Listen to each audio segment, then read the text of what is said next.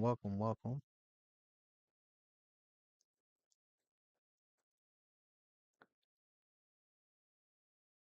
Foundations, or we're gonna just do a small seminar with neurocryptography. And the name of it is Foundations of Neural Data and Cognitive Security. Okay. Neuro Neurocryptography securing the human mind in the age of AI. Uh, Instructor Guilty T-Rex, aka Victor J. Rosario. Hello, hello. This is we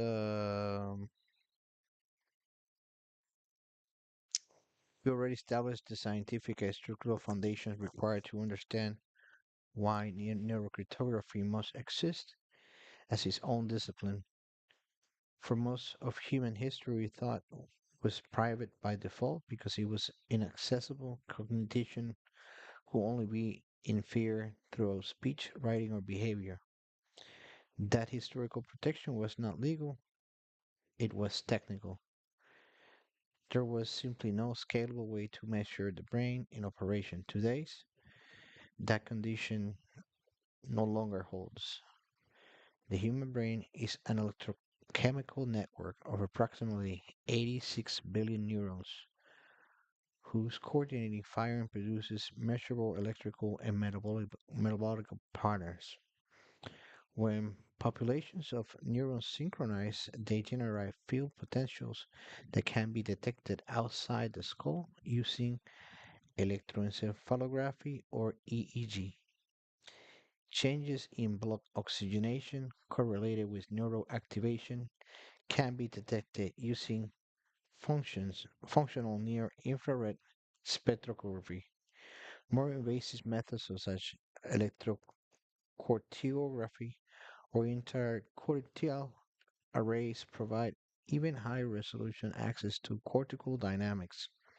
The key transformation is this: internal neural activity can now be captured, digitized, processed, stored, transmitted, and analyzed by machine learning systems, better known as artificial intelligence. Once cognition becomes data, it inherits every property of data: culpability, persistence, agreeability, monetizability, and vulnerability. Neural data differs from conventional biometrics in a fundamental way. A fingerprint identifies you, it does not estimate your stress level. A facial scan can authenticate you, it does not predict your cognitive workload. Neural signals can simultaneously function as identifiers, as probabilistic predictors of mental state. Research has demonstrated that individuals can often be re-identified from EEG signatures across sessions, meaning neural patterns can act as stable biometric markers. At the same time, second in here, I'm gonna talk about. I'll explain this uh, better. Um, this dual property identified plus inference creates qualitatively different risk profile. If compromised neural data is not easily rotated like a password, its political roots may persist and moreover interpretively improve over time. Data collected today may yield deeper inference tomorrow. Um, Basically, we're entering into an era that a lot of people were thought that fingerprints will identify you. We have now phones that get facial recognition, but this goes way deeper of that. Okay, um, inside of the data sets.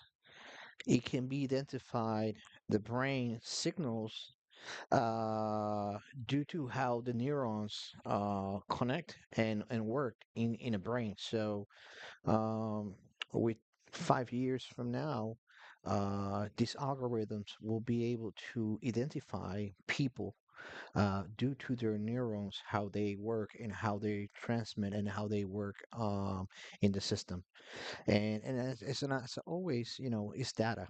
Data. That's one of the characteristics of data. You can always go back to the data and find out analytically speaking.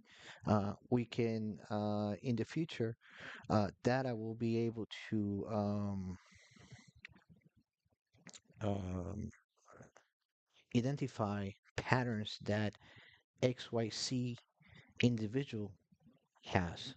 We are we have everybody has a brain, but all dreams fire differently and work differently, activates different zones on the brains, and this system that is currently being under um, is being developed will have that in the future. Okay, so moreover, let's see. This introduce what we call future interpretability risk, where our chip recording become progressively more revealing as model improve. Remember, in artificial intelligence, the models continue to learn and learn and learn, and will create patterns and will learn and learn and learn. And when this happens, we have a big problem which is called security. We will talk about security later on, okay? To understand the attack surface, we must examine the full neural data pipeline. Stage one is acquisition, sensor capture, analog electric potentials. Hey, hello, how are you, everybody? Let me see here. Uh, let's see if I can put it over here. Right.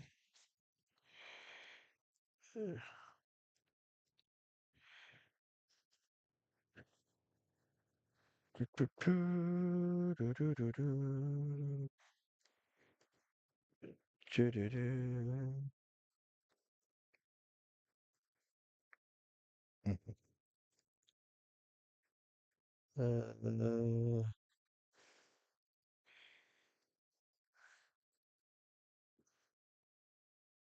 1 second, so I can find more information.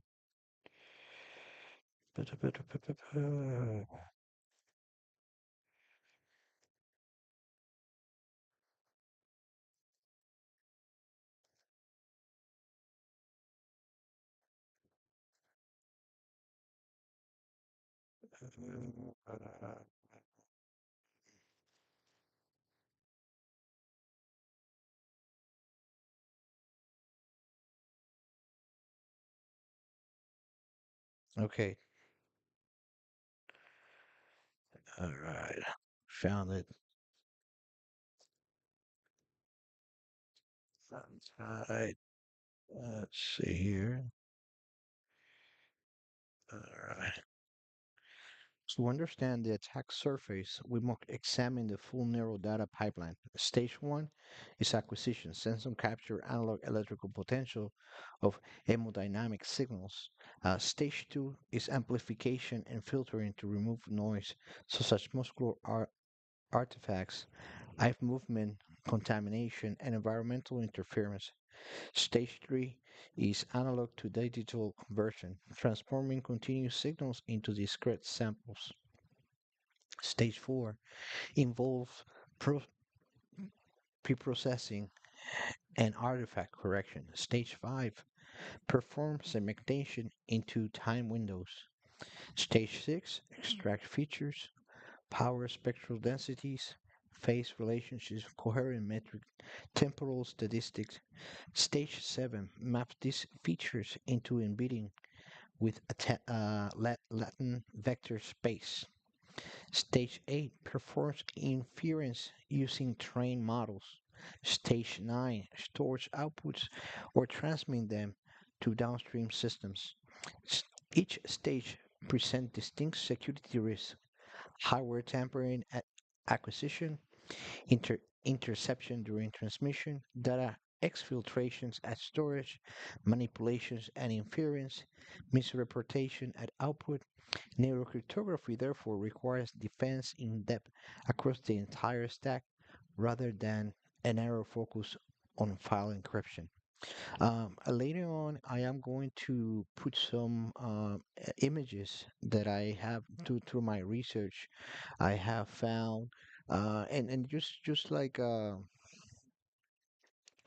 it's like pictures of the brain in different colors, like in infrared colors, that emulates the activity inside of the brain.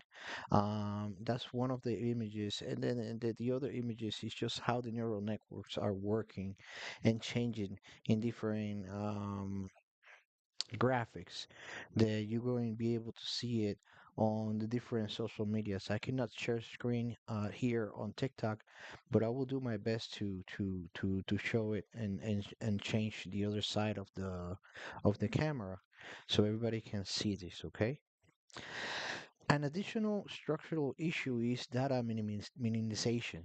Many consumers' neurotechnology systems default to continuous high resolution recording because storage is inexpensive and model training benefit from large datasets. However, continuous streams create behavioral maps over time, revealing patterns of stress, engagement, fatigue, and responsiveness. Which each behavior that the person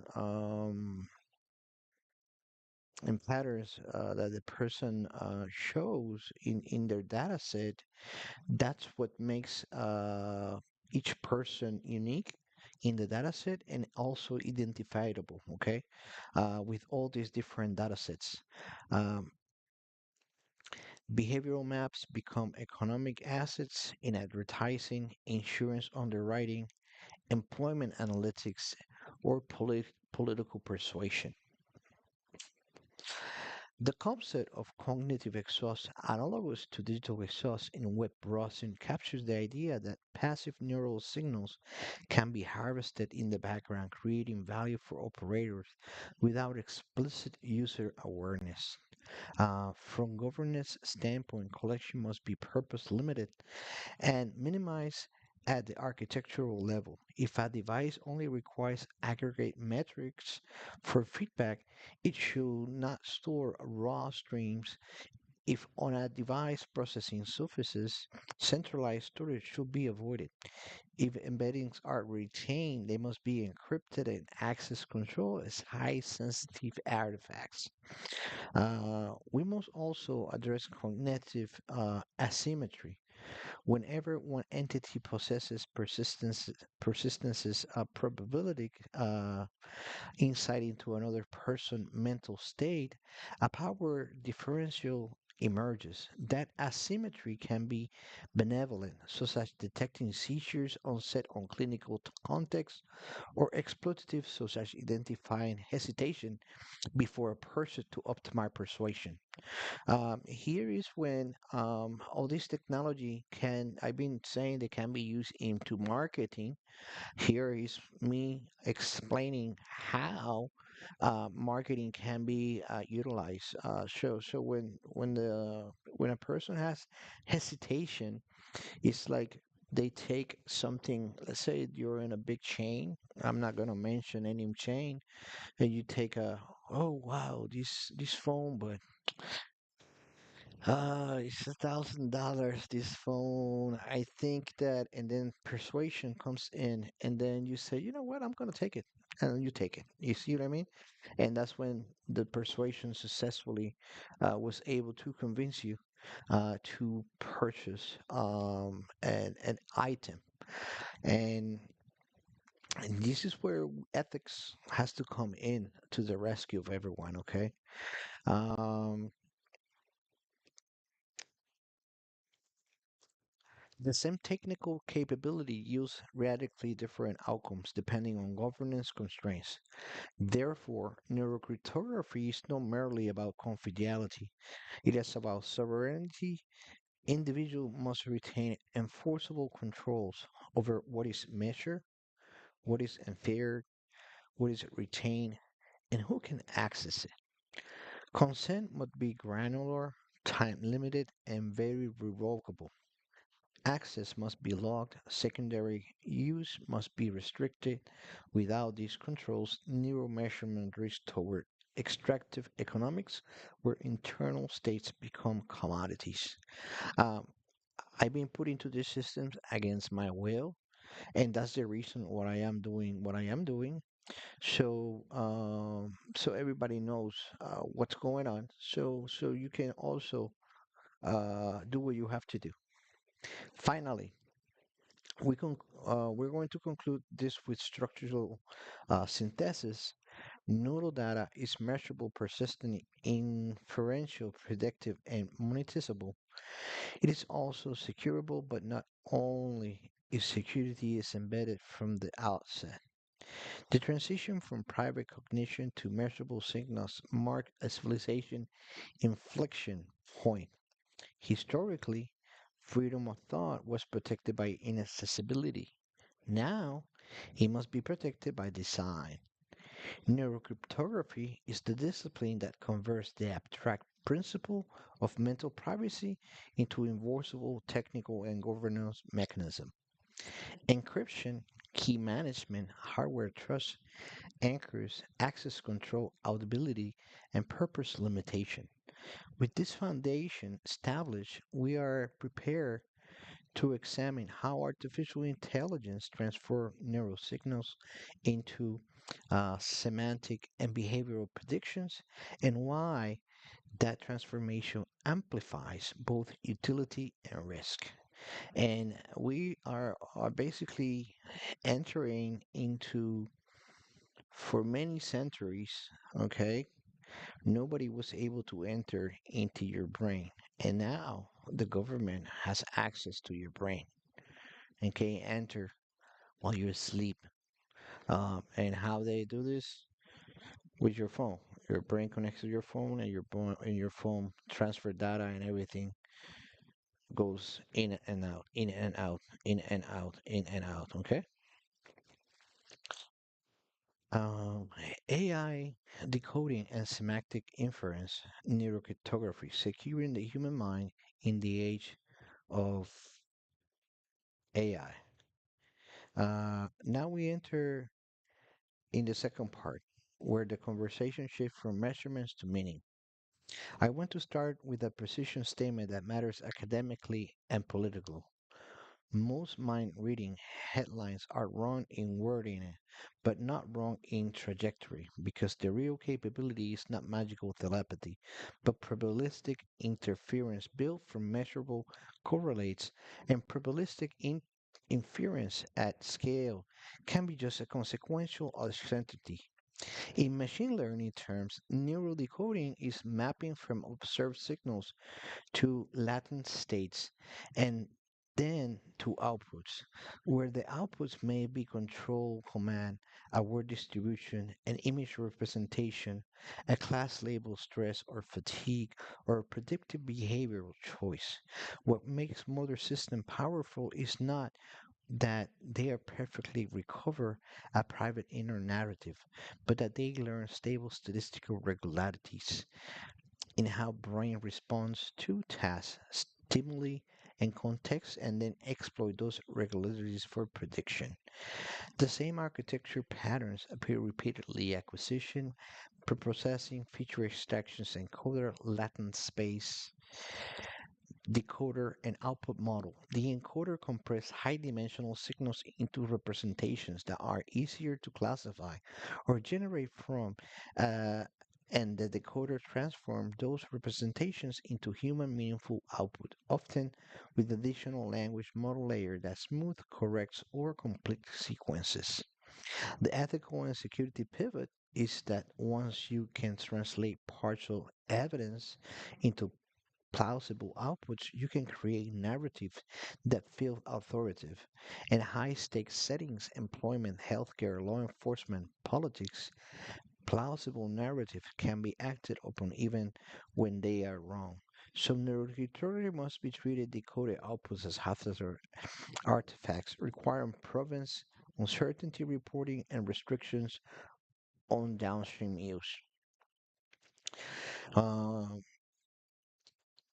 Basically, things that this technology will be used in the future. Excuse me, being up since early today. So for employment,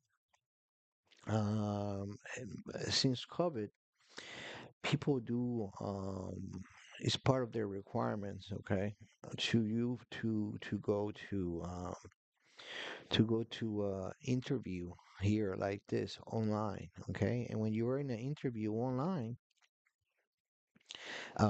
what happens is that your eyes get recorded every time that you ask questions, your movement of your face, your muscles, everything. And there's systems, models that can detect and know if you are lying, if you're being truthful, if you are talking with ego, if you are just seeing things superficial. And then they can, based on what they are looking for in that job, they can say, we want that person to work with us, or we don't want that person to work with us. On healthcare, these systems are going to be able to analyze the brain, which have not been analyzed only from the outside. We're going to be analyzing it from the inside with technologies and the EEGs and the BCIs, et cetera, et cetera, et cetera. Law enforcement, let's say that you now are the suspect of a crime, and they can ask you questions to see if you committed that crime. If you committed that crime, they're going to come in and knock at your door and take you for interrogation. So basically, let's say they have 10 subjects, they do an interview with those 10 subjects while they're asleep. Uh, and whoever comes out close to what they're looking for, that's the person that they're going to execute a warrant, and they're going to look for that person. I'm going to take them to an interview and probably in jail. Okay. On politics, this is where everything start to get heated, um, because political parties will be able to manipulate political outcomes. Uh, the, the the Democrats will use the system to sway and make people not vote for Republicans, and Republicans are going to do the same. So we are entering into a very technology that has the power of persuasion. Um, if big brands and big chains can persuade you to buy XYZ products, or a marketing could it's like a new type of marketing. It's like a new it's a new it's a new business opportunities on different sectors, on marketing, law enforcement, healthcare, politics, HR, etc., etc., etc. Okay.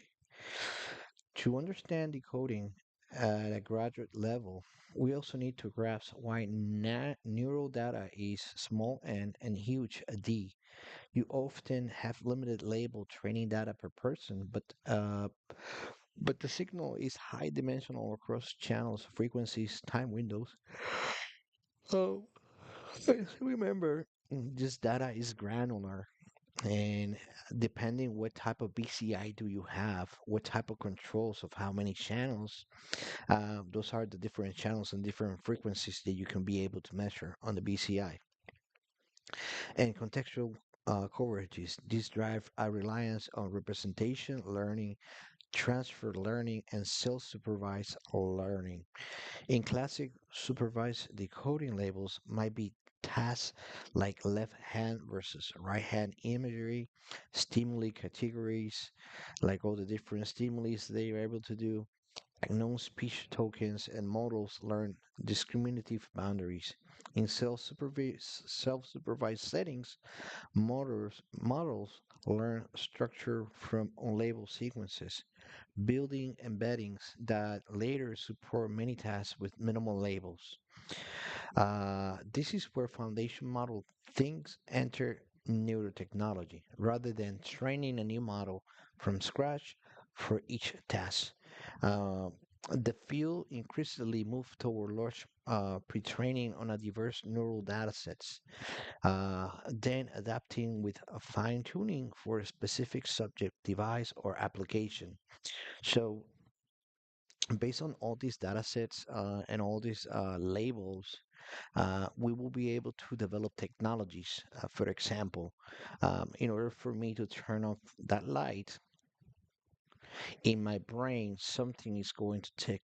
So, based on those tickings, I can design an external application that takes those tickings, and when those tickings happen, that light turns on and turns off. Does that make sense? All right, that makes sense. Um, so instead of training new models, it'll just continues to learn and learn and learn from those data sets and labels and minimal labels.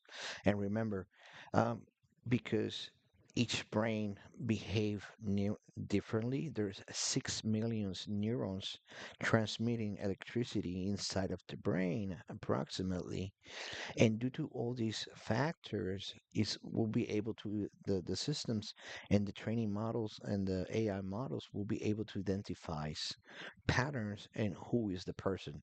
So from a security standpoint, um, let's say that you are, let's see how can, okay, let's say that you have a smart home, okay, and in that smart home, in the security system, we're talking about 15, 20 years from now, um, dad and mom are the administrators of that home, and then you have little cubs, like at least two kids.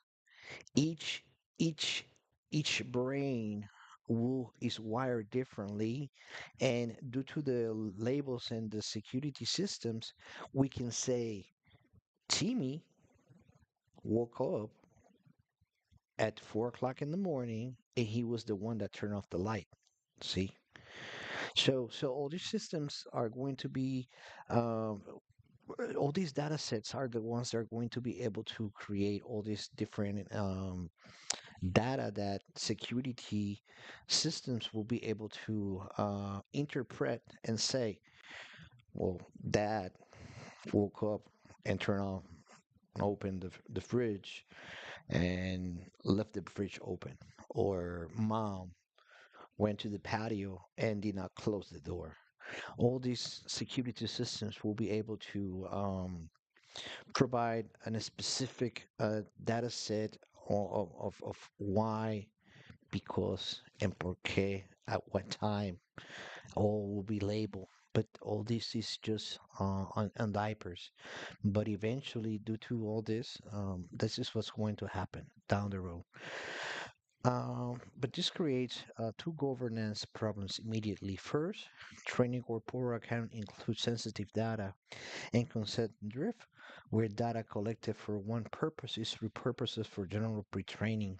Second, large pre-trained representations can enable new inferences that were never disclosed to subjects, meaning that technical capabilities expansions becomes a privacy expansion even if the dataset is unchanged.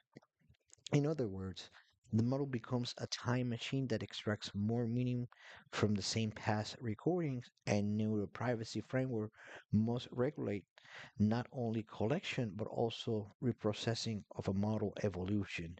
So earlier, like we discussed that people need to have um, the ability to say how long this data can stay, when on, when off, when you don't want it. So this is going to be very evolution. and new technologies will be developed behind all these principles. And that's where a lot of business opportunities will come from all these technologies, emerging technologies that will be able to create security, that they will be able to create new systems, that they will be able to to to to provide a better connected world and new um, systems. They are not, we cannot see them yet, okay? But they're coming, okay? Now I want to clear tax taxonoma taxonomy that helps you predict how these systems behave. We can categorize decoding models by the structure of the data, convolutional networks for spatial and channel patterns, recurrent architecture for temporal dependencies, transformers for long range sequence modeling, and hybrid systems that fuse multiple approaches.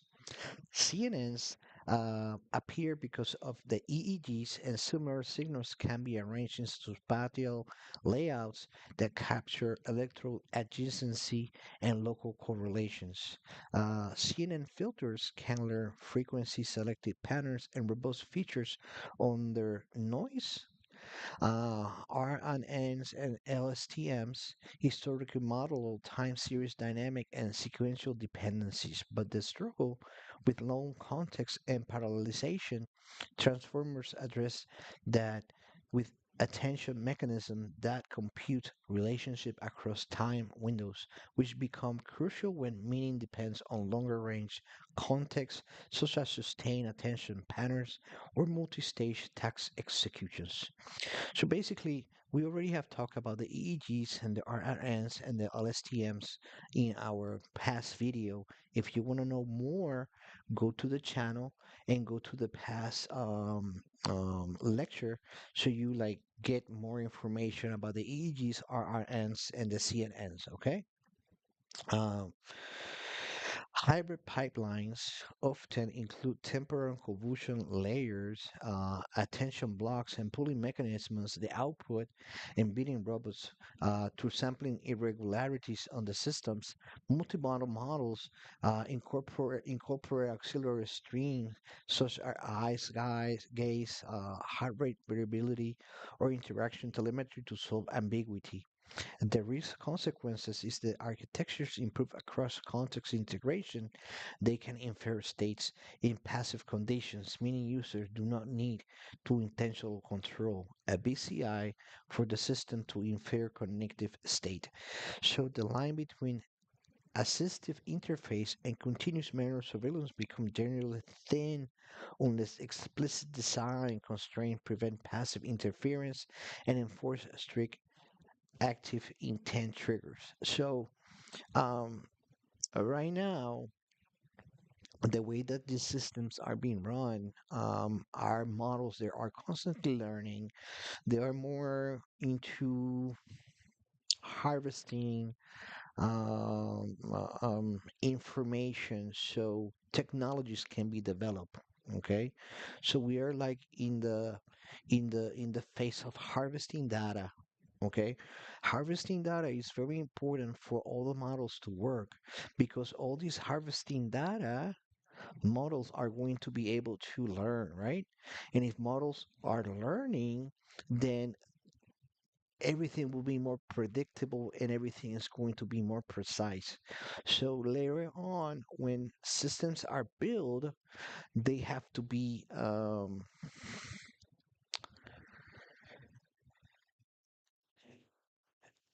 the design has to be explicit in the architecture and everything so they cannot cross the line. You see? So that's when the law comes and start creating laws that would not allow corporations to, hey, you got from here until here. If you pass that, you're in problem, you know. But right now, there's no laws. This is like the Wild Wild West right now. Okay. Now let's focus on semantic decoding because it introduced generative modeling, not just classification, instead of predicting a label like yes or no, okay? Left or right, the system predicts sequences, words, phenomena, or high-level semantic tokens. Generative models are rewarded for producing plausible continuance even when input evidence is incomplete. A common pattern is to produce an intermediate representation for neural signals that map into a language model, a talking space, letting the language model supply grammar, continuity, and natural phrasings that improve readability and user experience. But it also increases the risk of semantic hallucination where the output becomes more coherent than the evidence supports. And then the hallucination eventually, so these hallucinations with more data, okay, systems will mitigate the hallucination due to more data of persons.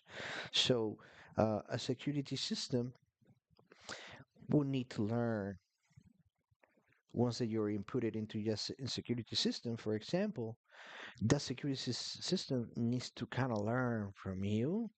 But once that he learns from you, that's it. You know, you're in that security system and you are enclosed in that security system and in your home. But if you go to work, those security systems will have more data sets and more people, and those are going to be more um, energy consumption and they will have more memory consumption because they will have to be working more to identify who from the authorized users and list who's going to be able to access and who's not going to be not be able to access. Okay.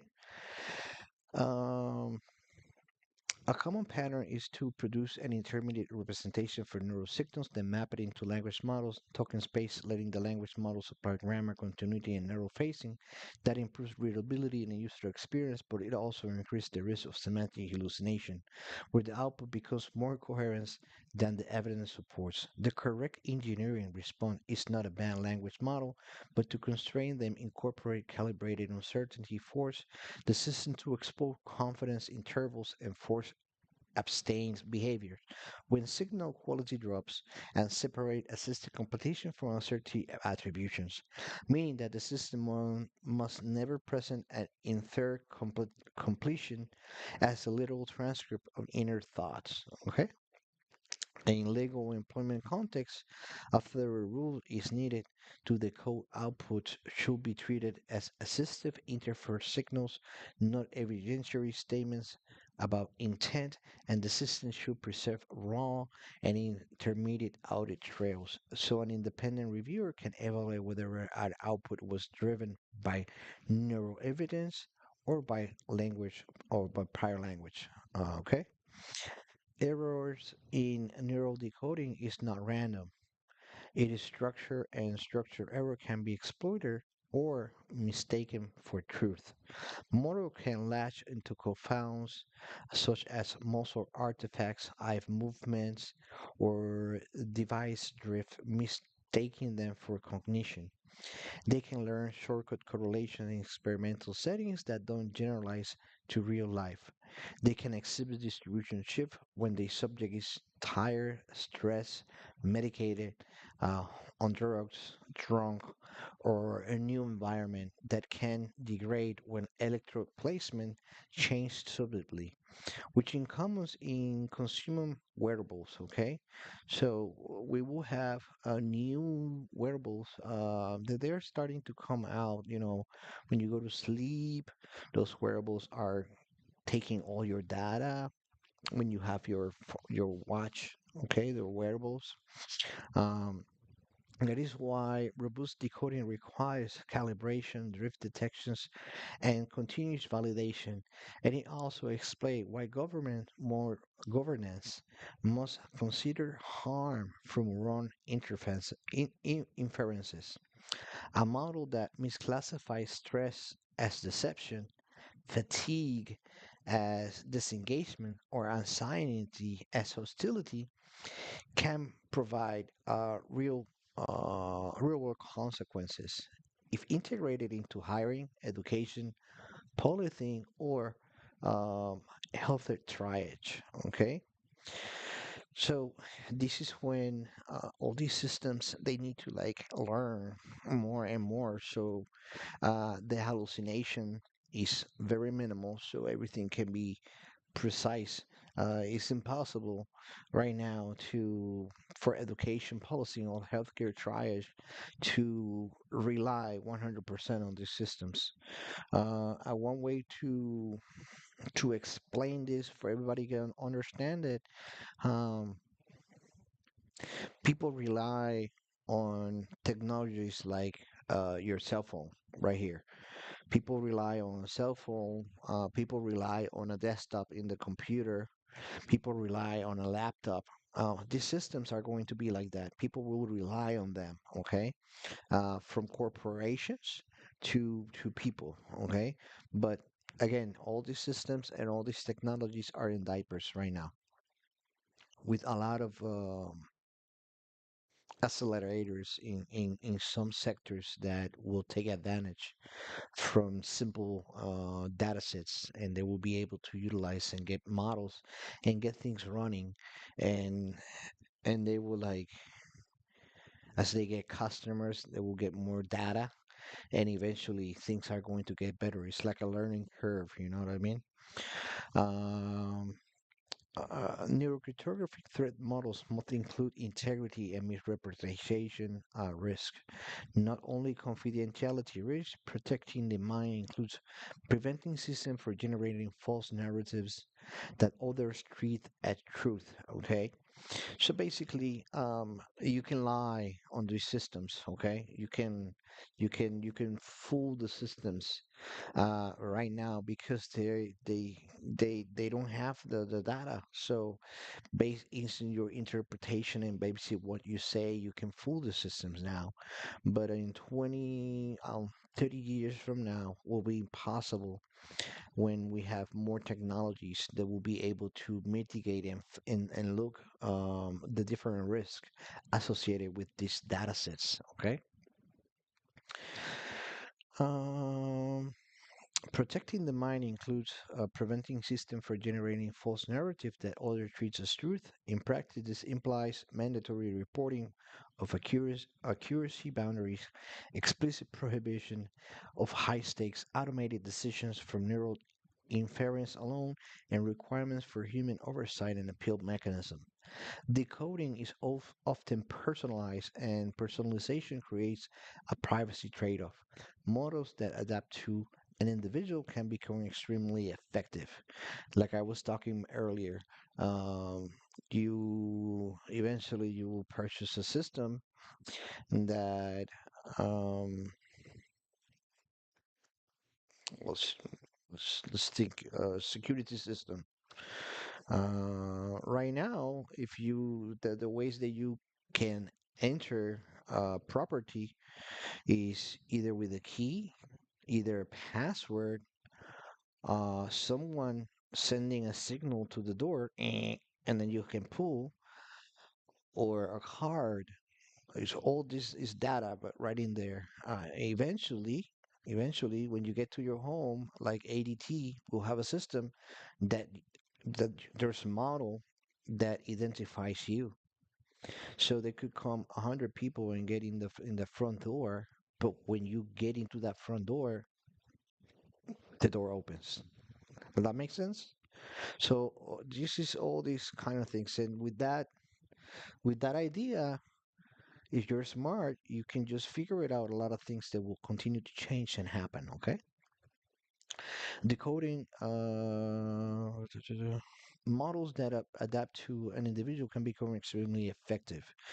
Um, but they must store individualized parameters, embedding calibration profiles, or fine tuning data that function as high value identities artifacts. Personalized neurodecoders may learn stable cognitive signature that capture how a particular brain expresses intention, and those signatures can be used for authentication, continuous identification, or re-identification across datasets even when names are moved. So another way, like Apple. will have a system that will it not right now is like facial recognition, right? Facial or Google will have keys. In the future, all these models and all these systems is going to be with your thought. Okay, this is Victor. Doesn't have to take your picture anymore. Will he have your frequency and will know it's Victor. It's not someone else. Um,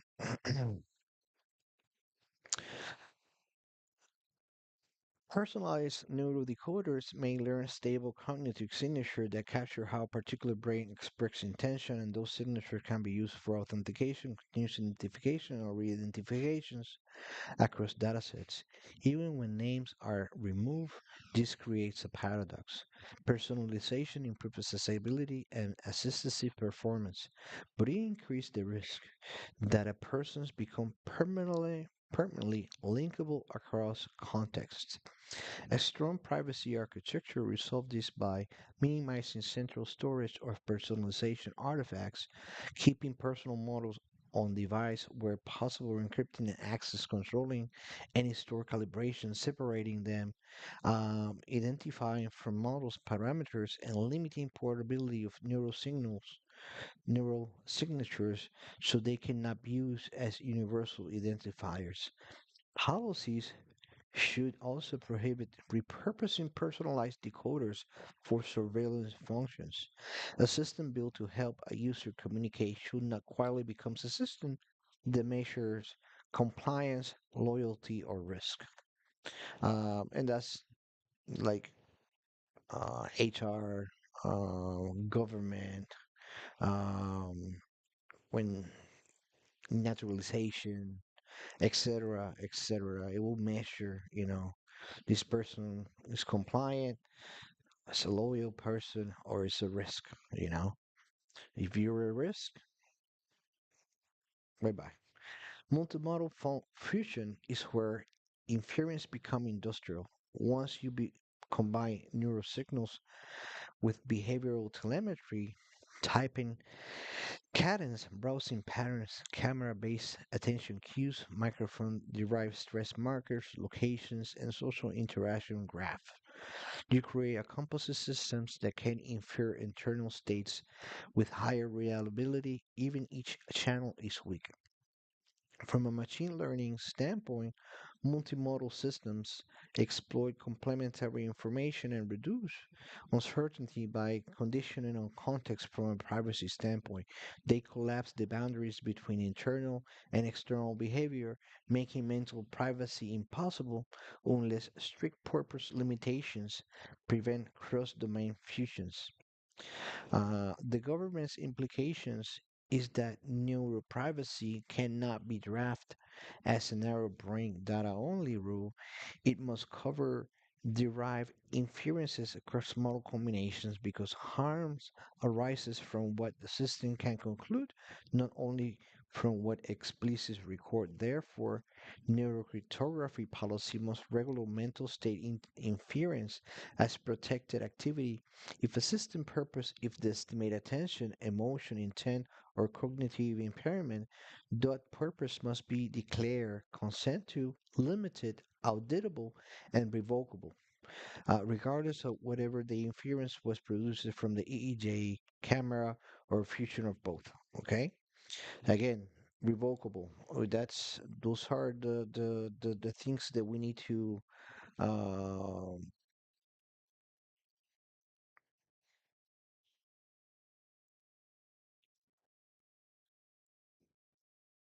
work on your privacy. The ability of you and me have revocable that say, I don't want this. So that's the end of it. Right now, that's not happening. But one way to say this is very simple.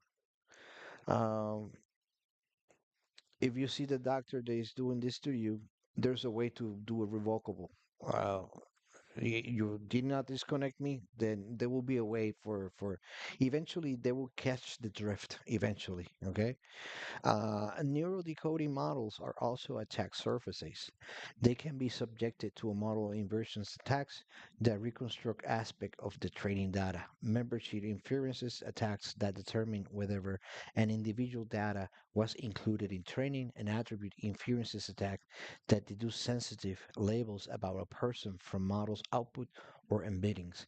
These attacks matter because neurodecoding increasingly use large pre-trained datasets and shared infrastructure, creating conditions where training data exposure could scale, and because neural data is highly identifying, even partial reconstruction can be catastrophic. Mitigation include differential privacy in training, secure aggregation in federated learning, careful output throttling to prevent other informative probability distributions, and access controls that limit who can query models at high resolution. But governance must enforce these mitigations because incentives often push toward maximum accuracy and maximum monetizable insight.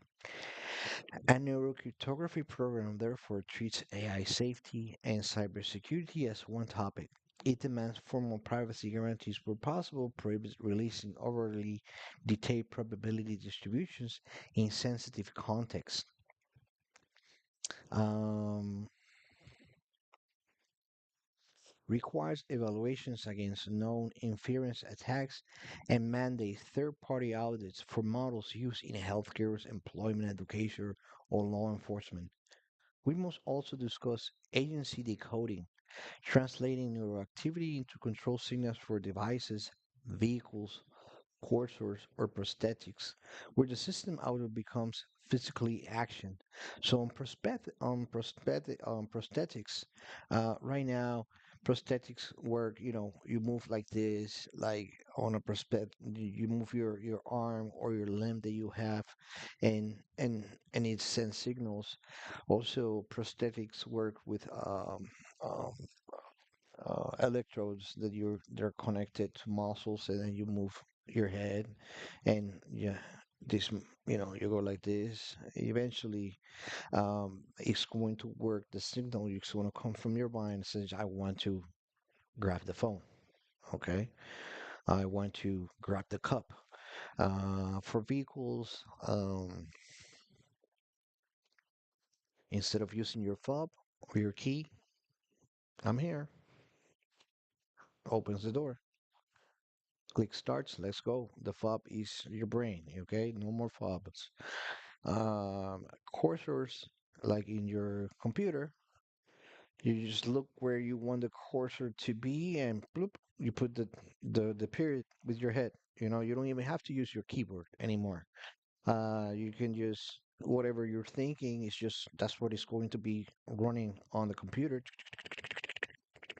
Okay, so these are systems that they're going to advance technologies, and all these systems are going to be put on robots, artificial intelligence, and people are going to lose their jobs. Eventually, 20 years from now, things are going to get automated. We will not need the human intervention to do the job, to phone calls, to move the cursor, to do an analysis on a court, or translating. Um, all these jobs are going to be obsolete because the artificial intelligence models will be able to correct and do everything by themselves. Here, the stakes are not only privacy but safety. Adversarial interference, misclassification, or model drifts can cause unintended actions. The secure design principle is command authenticity and intent verification. The system should require deliberately confirmable intent signals, therefore executing high impact actions using multi-step confirmation, redundancy across channels, and safety interlocks. This parallels secure transaction design in finance, where high value transfer require additional verification in neurotech. High impact actions should require confirmatory gesture, dual time thresholds, or continuous contextual locks. Their neural signal systems that autocomplete actions without reliable intent confirmation risk becoming coercive or dangerous, especially if deployed in contexts where users are pressured to perform or where mistakes are punished. This is where banking and securities of portfolios they have to create new architectures and new systems. For example, let's say that you connect to your computer opens, instead of putting your username and password like you normally do, or click on the G or click on the Apple. You don't have to do that. You're just going to go directly. The system will identify you and stuff like that. But if you go to sleep, okay, you can somebody can come in and while you're asleep ask you to transfer $500,000, and you say yes, and then when you wake up, where's the $500,000? You got robbed while you were asleep. Okay, so these are systems that they have to be created properly, and this is going to be a big mess. Okay. For technology companies, neurotech companies with neurocryptography, so systems have to be created, and uh, it's going to be very interesting to see the transformation of this all these technologies, how the architecture and how things are going to be programmed so they can work correctly. You know what I mean? So right now, if you want to transfer from um, let's see, an idea. Oh, you want to transfer from your checking account to your savings account or money order account, you need to now either go to ATM, tit, tit, tit, tit, tit, or you have to go to your bank, put your username, put your password. If you have extra security layers, you select if you want to get a text, you get a text, you put the code. And this gets every time you get to the bank, you're like you're just like, God damn, so eventually the system is going to know that Victor is here. Like, what do you want now? I want to transfer $100 from my checking to my savings. Boom, already done. Don't need to go nowhere. Does that make sense? That's so like this is what is going to happen next, okay? And then in the future, and in these systems will have to be have a lot of security that will not allow and will protect brains, so information or keys are not used for this type of things, deployments.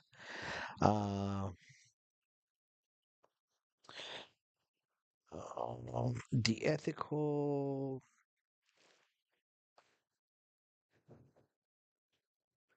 This parallel secures transaction design in finance, where high value transfer require additional verification. In neurotech, high impact actions should require confirmation gesture, dwell times thresholds, or contextual locks. Basically, the dual time threshold is like you get a text that says, y- say yes or no. You transfer $500,000. So you were asleep. Like you wake up, like no, I didn't. I didn't. No, I did not transfer. Like now, we need to find out who did that. You see. Um,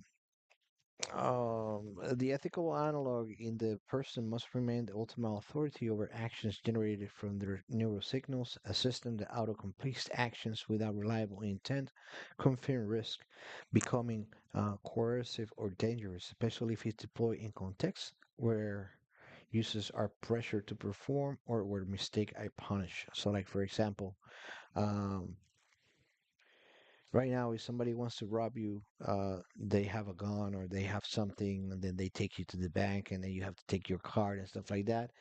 Remember, now you fast forward 20 years from now, you're not going to have that. So somebody can pressure you, and then when the system detects that you've been pressured, it means that something is not right.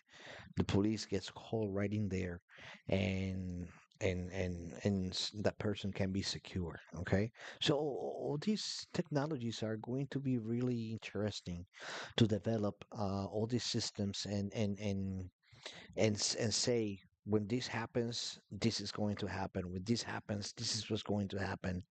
And the programming of and the sequences of what's going to happen in their architecture, and the directives of on the systems are going to be very, very, very very cool to see in the future. And also artificial intelligence will be able to design and do this too as well. Okay. Um, Neural decoding is not an isolated algorithm. It is an inference engine embedded in socio-technical systems where incentives, authority, and retention determine harm. If a workplace can measure attention and punish low scores, predictions becomes discipline. If an insurer can infer depression risk and adjust premiums. Prediction become discrimination if a political platform can infer susceptibility or tailor persuasion. Predictions become manipulation, and if a legal authority can compel inference, predictions become coercion. Therefore, neurocartography at the AI layer must specify governance constraints above the model, explicit limits on permissible inferences, strict bans on certain high stakes uses without due process, requirements that output include uncertainty on provenance, prohibition on treating decoded context as literal thoughts, transcript and constraints on retention, and secondary use of embedding and training data accuracy is not the only metric. Safety, privacy, and right preservation are equally fundamental. Design constraints and the best systems are those achieve assist benefit while minimizing inference scope, exposure surface, and downstream misuse.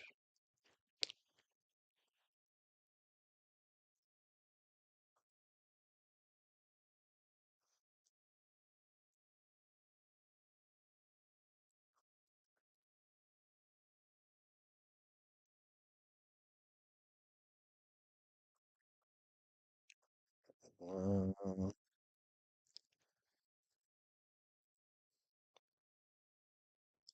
all right. So,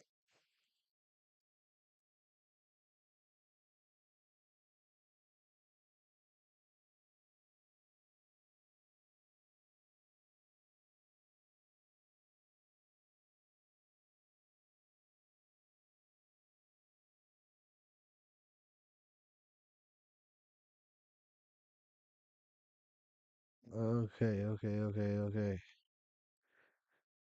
I'm here. I'm here. Hello, hello, hello. Um, Welcome, welcome, everybody at TikTok and YouTube, X, travel everywhere. We're transmitting right now. That's Twitch, YouTube, TikTok, Kick, X, travel. Thank you for being here. Are we ready for more? Of course, we're ready for more. Here we go. So,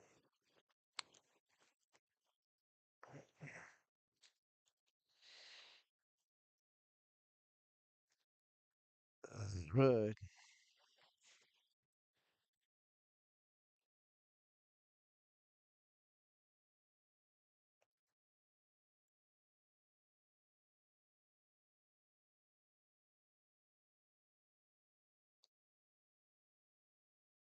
Okay. So now we're going to talk about cryptography and secure neural computing.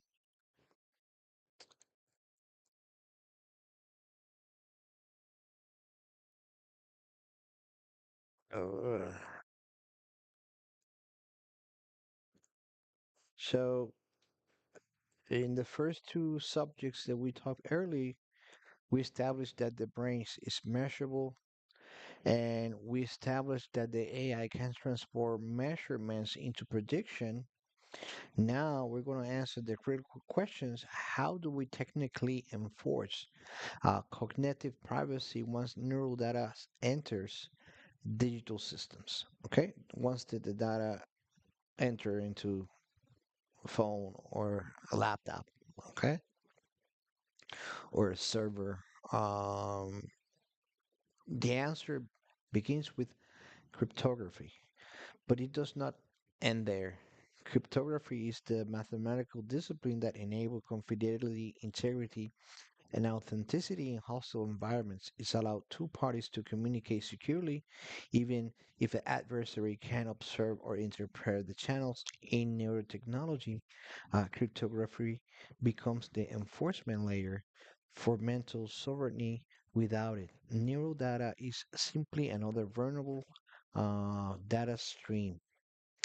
We begin with encryption fundamentals. Symmetric encryption uses the same secret key to encrypt and decrypt data. Modern standards such as AES-256 and SHA-SHA-20 are computationally efficient and suitable for streaming neural signals in real time. Okay, so this is the encryption that's currently being used. AECs 256 and SHA-SHA-20 are computationally efficient and suitable for streaming neural signals in real time. Asymmetric encryption uses a public key for encryption and the private key for decryption. So one side have one key and the other side has the other key. If you don't have this, we cannot talk. If you have this, we can talk. Okay? And that makes sense? That makes sense. Enabling secure key exchange and digital signatures. In practice, secure neural systems use hybrid schemes. Asymmetric cryptography establishes a secure session that symmetric cryptography to protects the high volume data stream. However, encryption is only as strong as management.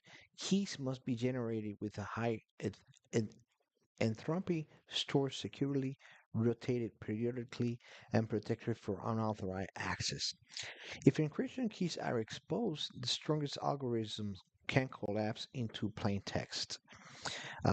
Key management therefore becomes the central operational challenge. Hardware backed key storage such as secure enclaves or hardware security modules prevent extractions even if the operation system is compromised. Last privilege principles ensure that only authorized process can access decryption capabilities. Role-based access control restricts who can view raw neural streams versus derived metrics. Audit logs must record key usage events, including who accessed which data, for what declared purpose, and under what authorization.